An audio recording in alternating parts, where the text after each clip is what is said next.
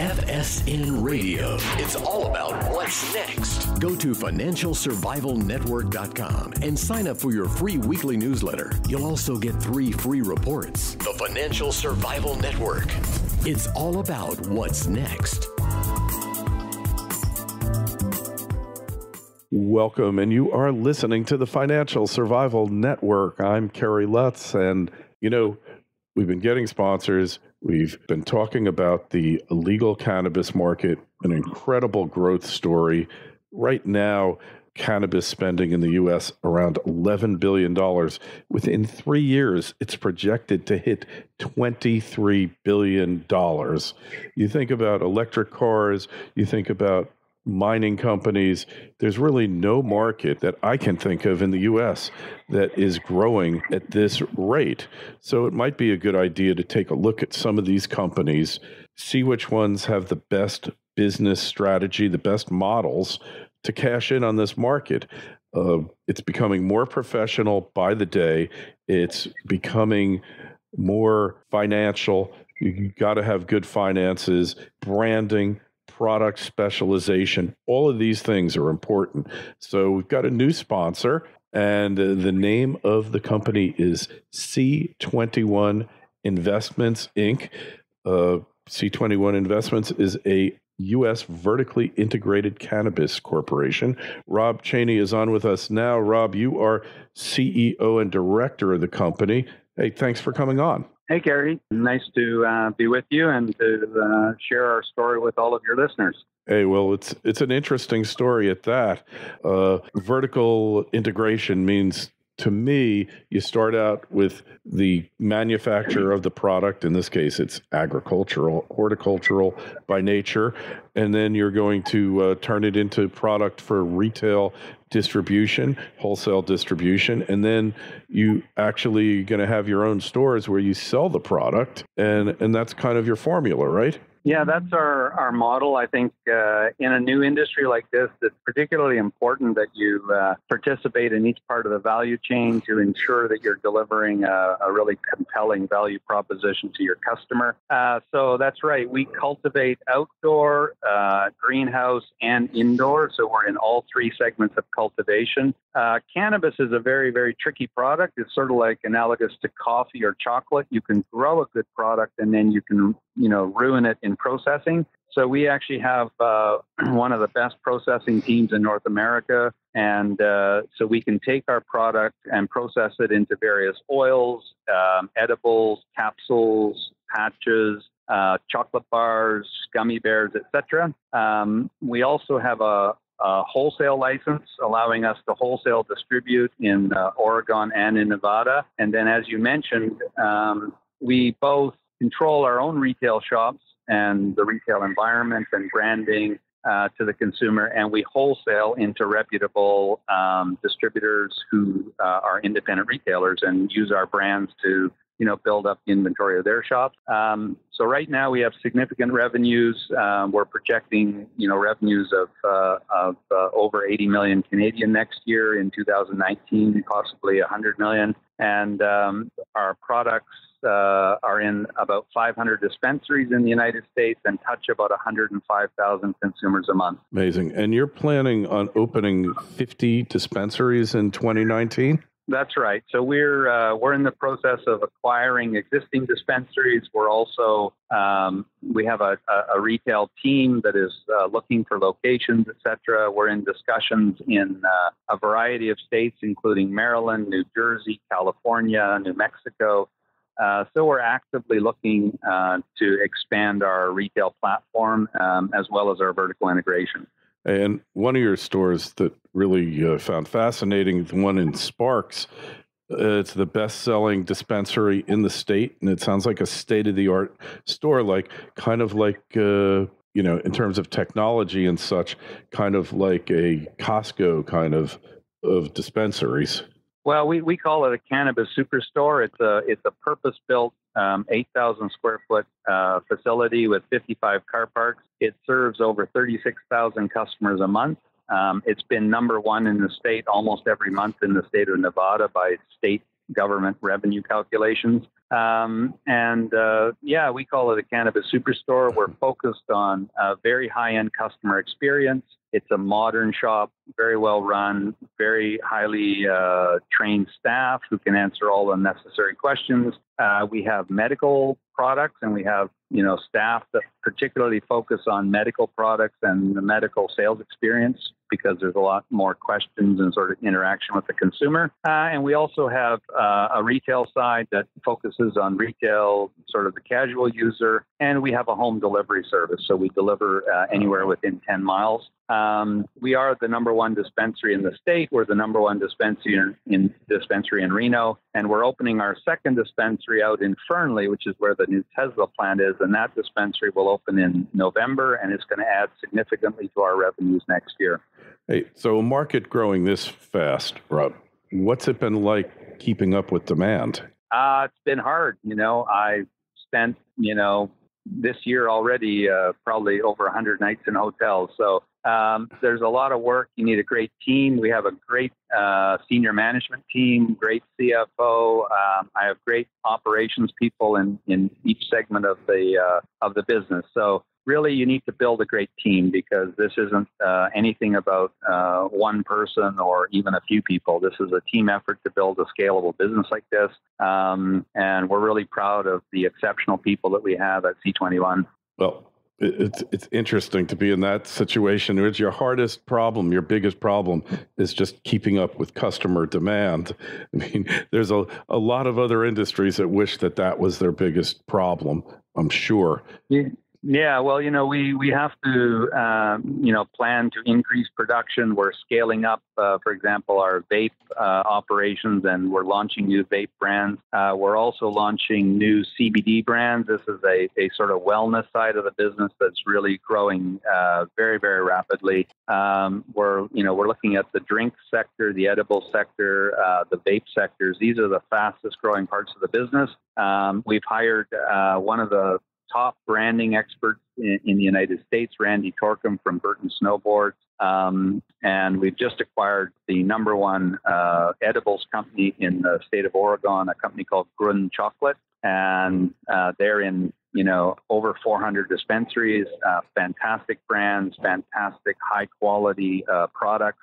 So yeah, we're racing to meet the needs of the consumers, the demands of the consumers in this sector. So one interesting thing you mentioned when we were talking before the call is that every state has got its own laws about this, its own way for you to be doing business. And what's the easiest state that you're in, do you think? Well, we really like Oregon and Nevada, which is where we started. They have pretty clear, well-defined regulatory environments, and the rules are strict. They're strict, but they're relatively straightforward and easy to comply with. We are going to be expanding into California quite soon, and California is a large market. It's a little bit chaotic. It's still going through some regulatory issues, but definitely we're going to be in California soon. You have to be adaptable, and you have to have a good regulatory team in this industry, because each state does have, their own peculiarities and their own rules. And, you have to go 100% legal, and you have to do everything right. So it's not that you have favorite states, but certainly some are more mature, and some have worked out the rules in a little more straightforward way than others. So, but we're gonna be multi-state. We're going to be expanding into other states. So we don't like to play favorites. Mm-hmm. And what do you think is going to be the biggest factor in your expansion, your upcoming expansion, increasing the sales and the margins, everything else? What is it that you need to do? Well, we think brand is very important moving forward. So you need to build brands that convey a clear value proposition to the consumer. The consumer has to feel like they're getting a good product at a good price. They have to be assured of product quality and product purity and safety. So we're focused very much on building quality brands that resonate with consumers. That allows you to push out into the wholesale market and get a premium price for your product, because when a consumer knows that, a brand has certain characteristics and certain values embedded in it, they're willing to pay for it. And you can see that in, whether it's George Clooney's tequila or any product. If the brand is perceived as a quality brand, people are willing to, pay for it. Yeah, the whole thing is, I find it rather fascinating because it's happening so quickly. I can't think of another business. Well, it's unusual to have a business that there's been a prohibition on for nearly a century, and then gradually the prohibition is being lifted. Of course, not at the federal level, but at the state level, and that seems to be effective. And all of these companies are coming into place, all with different business models. So we're talking about branding. Branding, very important, because it's just the same thing. Like, you can go to a supermarket and you can buy a bottle of vodka for $5, and it's basically alcohol, ethyl alcohol, and water. Or you could buy a bottle of Grey Goose or Tito's for $20-something a bottle. Chemically, they're identical, but the branding completely different. So you think we're going to be in a market, in the legal cannabis market, where those types of dynamics play out? Sure. I mean, because a lot of new consumers entering the cannabis market are quite unsure of how to pick product or how to understand product, and so it's actually an ideal time to build a brand, because unlike alcohol, where people are very familiar with these products, in cannabis, a lot of the new entrants in particular are very unsure of how to select and how to buy the product. And so brand is actually even more important to them. And you can see the effect on price. I mean, in Oregon, our Phantom brand is a 10-year-old brand. It's very well known. It's a trusted brand. It's pure organic cannabis, well cultivated, well packaged, in beautiful packages. It's distributed through premium dispensaries.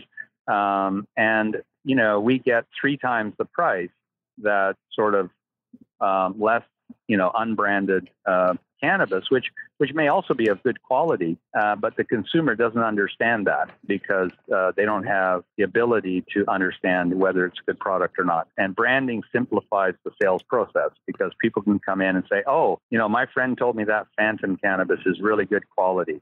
I'll have some of that. And they will. They'll pay a premium because they have an assurance of quality, and that's what they want. They don't want to be confused. It's interesting. The market's been illegal since you and I have been alive. And when people are selling this on the illegal market, there's no branding. They'll call the stuff names. They'll talk about properties, whatever. But the idea, there's no standardization.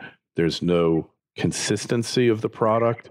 All of a sudden, we've gone from really the Wild West to a much more disciplined market where it's tested, it's rated, and people talk about its properties. This market's really evolving quickly, isn't it? It is, and that's why you really need to care for your brand. So we don't use any pesticides. We do pure organic. We test rigorously. We comply with all the rules and regulations. We have over 100 I think at this point we have over 200 years of cannabis cultivation on our cultivation team. So we have experienced growers who understand how to, care for the crop, how to get the best crop, how to produce a premium product. We hand that over to processors who know how to care for it, how to store it, how to treat it. With our flower, we do all hand trimming. Many companies are trying to reduce costs. They're trying to use mechanical ways to do things. We make the best pre-rolls in the state of Oregon, which is a very, very demanding market. I mean, it's a market that demands a premium product. We do it all by hand. And it could be cheaper to do it in an automated way, but the quality of the product right now with the machines and the equipment that's out there is just not up to standard. So we choose to really put in the extra effort, and that shows in our sales. I mean, that's why, we'll be doing $100 million of top line revenue next year. That's why we have the #1 store in the state of Nevada. That's why we're growing, rapidly in the state of Oregon. It's because we really focus on doing things right, on having people who know what they're doing, because as you say, this is a whole new industry, and you need to find excellent people who really know what they're doing. Otherwise, you're selling a product to the consumer, and you can really shoot yourself in the foot. I mean, if they get a pre-roll full of sticks and stems and they're not crappy weed, yeah, they're never going to buy your product again. No, they just aren't. Never, for sure. Yeah. So the possibility of entrance, big pharma, big alcohol, I personally think that's overblown. I don't think those companies are getting in for 10 years.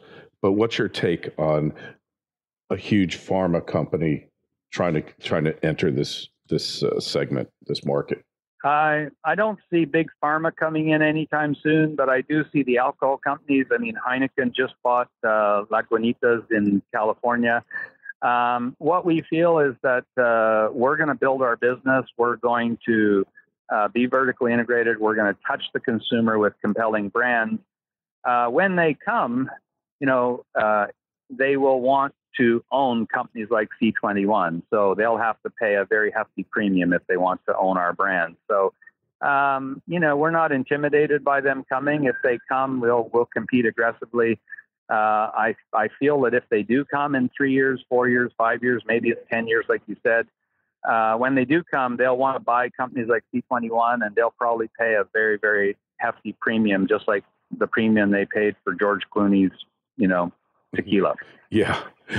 Well, hey, it's all in the branding, right? I mean, that's right. They're paying for the brand because that brand, they have a global distribution channel. They have a global understanding of retail, and the trend globally is for cannabis to be legalized. That's happening everywhere, not just in Canada, but also in Europe, also in Asia, and in South America. So as this becomes a global market, the value of a brand, multiplies because, Diageo or Heineken can put those brands into a global distribution system, and the value is exponential. So they can afford to pay a lot of money for a company like C21 because it'll be worth a lot more to them than it is to our shareholders. Totally. It makes a lot of sense because their multiple is always going to be, even if it's not in the stratosphere in the future like it is now, it's always going to trade as a large corporation, the higher multiple. So acquisitions always make sense, just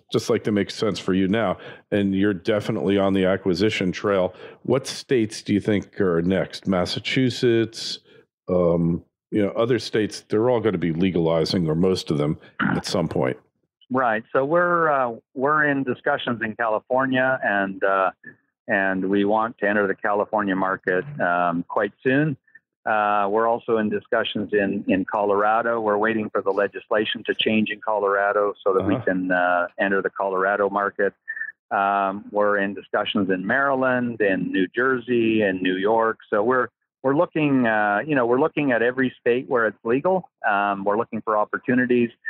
We focus on finding the right people. We want to have a really good management team in place, the right opportunities, and we structure our acquisition so that we don't overpay. I mean, every acquisition needs to add value for the existing shareholders and the existing partners in C21. So we're very careful. We're patient, but we are on the acquisition mode. And we want to be in, as many states as we can in the next 24 months. So we're working very hard towards that goal. Interesting. Well, hey, it's heavy growth times ahead. If you want to find out more, the website is www.cxxi.ca. That's cxxi.ca. The symbol it's traded on the Canadian Securities Exchange is CXXI. And sounds like a really exciting story here. Sounds like you're going to be really busy for the next 3 to 5 years of your life. So you're going to be racking up those frequent flyer miles at an impressive rate here, Rob. Wish you the best of luck. Really exciting story. We'll check in with you from time to time to see how the plan is going. Thanks a lot, Gary. All the best to all your listeners. Have a nice day. FSN Radio. It's all about what's next. Go to financialsurvivalnetwork.com and sign up for your free weekly newsletter. You'll also get 3 free reports. The Financial Survival Network. It's all about what's next.